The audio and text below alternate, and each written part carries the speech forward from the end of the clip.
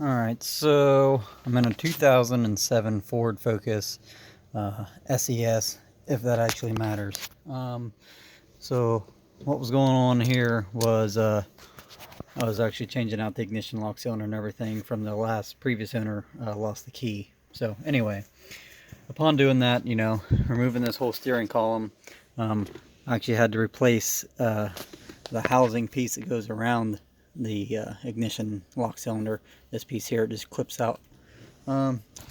So upon that, once I removed this bolt here to take the steering wheel off to remove that housing, there's that piece there that goes through the steering wheel.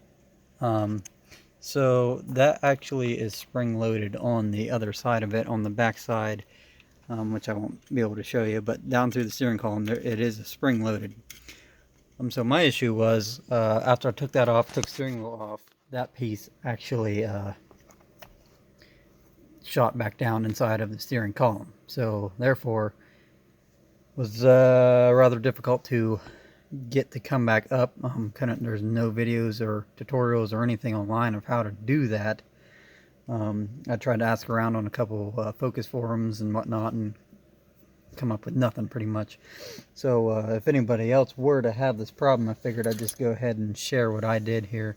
So you can get that steering column shaft up through the column itself to a certain point, and then it stops, and then the spring catches and you can no longer pull it any further forward. So all I did was went to AutoZone, got me some M10 by 150 by 50. It was like $5 or something like that. And then I had the washer nut already in the garage here. So what I did was just kind of adapted it to make it shorter, of course, or however long or short that you may need it.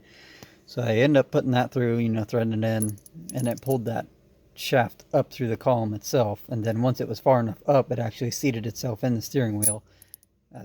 At that point, I removed this and then got the actual OEM bolt itself and put it in through the steering wheel, and it pulled it the rest of the way forward, right where it needs to be.